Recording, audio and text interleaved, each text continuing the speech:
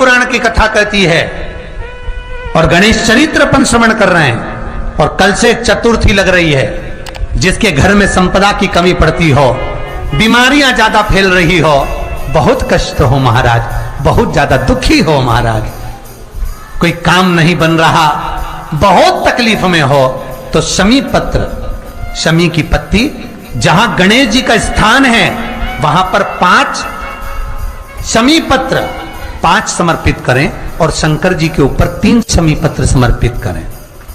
बहुत ध्यान देना, 5 शमी पत्र जहां गणेश जी का स्थान है शिवलिंग में वहां समर्पित करें, 3 शमी पत्र शिवलिंग के ऊपर समर्पित करें।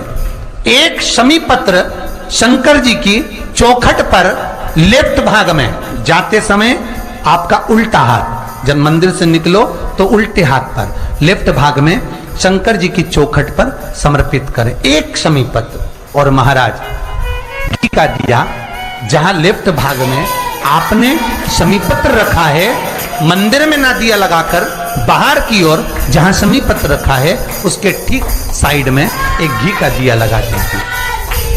केवल गणेश चतुर्थी से लेकर अनंत चतुर्दशी तक गणेश पुराण कहती है भगवान गणेश जी का, मोर ध्वज का, मयूर ध्वज गणेश का नाम लेकर जो ये दीप शमी पत्र चढ़ा देता है उसके घर से कभी रिद्धि सिद्धि नहीं जाती, वैभव प्रतिष्ठा नहीं जाती। कर कर देखना, अगले साल तक आपका व्यापार कितना चलता है हमको बताना जरूर, करके देखो एक बार। गणेश पुराण का, शिव महापुराण का यह प्रसंग करिए, जीवन में होता है।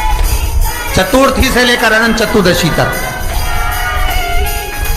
गणेश जी का मूल स्थान, आपको गणेश जी की मूर्ति पर चढ़ाने का नहीं बोल रहा है। क्यों नहीं बोल रहा है? क्योंकि गणेश जी की आप प्रतिष्ठा करोगे तो वो टेम्परेरी है, 10 दिन के लिए कर दिया फिर वापस विसर्जन कर दिया।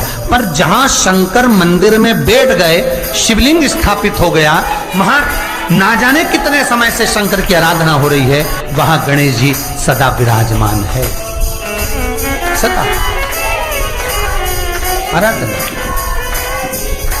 और देखो ये 10 दिन में अगर आपने शमी पत्र बिल्कुल मन से समर्पित करा है ना, तो मेरा विश्वास कहता है शिव महापुराण का, मेरे बाबा विश्वनाथ की कृपा कहती है, मेरा मन कहता है 10 दिन के अंदर आप शमी चढ़ाएंगे ना तो कुछ ना कुछ अच्छी खबर जरूर मिलेगी, ये पक्का है। पर हमें बताना जरूर, व्हाट्सएप पर हो, मैसेज जरूर करना कि क्या फायदा हुआ आपको 10 दिन के अंदर, बोलना जरूर, कर कर देखिए। शिव स्मरण भगवान गणेश जी का जो व्रत करने वाली होती हैं, जो चतुर्थी का पूजन करने वाली होती हैं, उनके भीतर का एक भाव होता है कि जैसे ही शाम का समय आए चंद्रदेव का पूजन करें, चंद्र जब प्रकट हो जाए, कलश भर लिया, उसके नीचे आखा दाना रख दिया, चावल गेहूं जो भी आप रखते हो पूजन के लिए, ऊपर पात्र आदि रख दिया जलाशय, फिर अपन ने घी का दिया लगाकर पूजन भी कर लिया। तो जो चतुर्थी का पूजन करने वाली होती हैं, जो चतुर्थी का नियम व्रत धारण करने वाली होती हैं, बड़ी बड़ी चतुर्थियां करती हैं या उसका नियम धारण करती हैं, तो चतुर्थी का जो पूजन करती है वो किस चीज के लिए?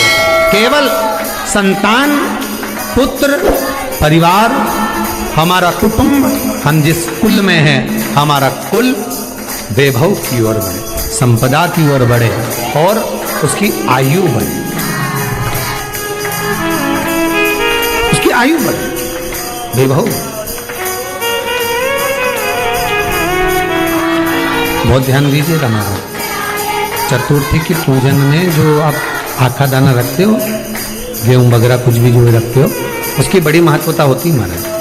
यहाँ तक कहा गया है, चतुर्थी की कथा तो आप लोग पढ़ते होंगे, जो लोग पढ़ते हैं उनको मालूम होगा, चतुर्थी की कथा में लिखा है,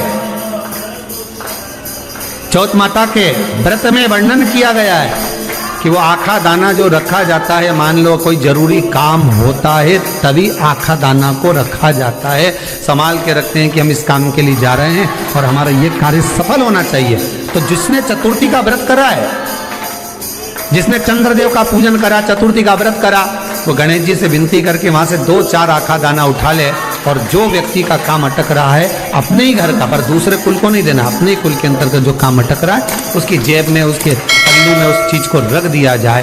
तो चतुर्थी जो अगली आती है, जैसे आप महीने की करते हो तो महीने की, और आप जैसे करते हो कि 4 अलग बड़ी बड़ी चतुर्थी करते हो तो उसके अनुसार आपका कार्य सिद्ध होता ही है। उस आखे दाने का इतना महत्व होता है क्योंकि चतुर्थी का व्रत करने वाली माता जब व्रत करती है तो स्वयं चतुर्थी की कथा में लिखा हुआ है कि पार्वती जी गणेश जी से चतुर्थी की कथा बचवाती। चतुर्थी की कथा बाची किसने थी? स्वयं गणेश जी महाराज ने। और सुनी किसने थी? माता पार्वती। बाचने वाले गणेश जी थे, सुनने वाली माता पार्वती। तो चतुर्थी की कथा जब होती है तो उसको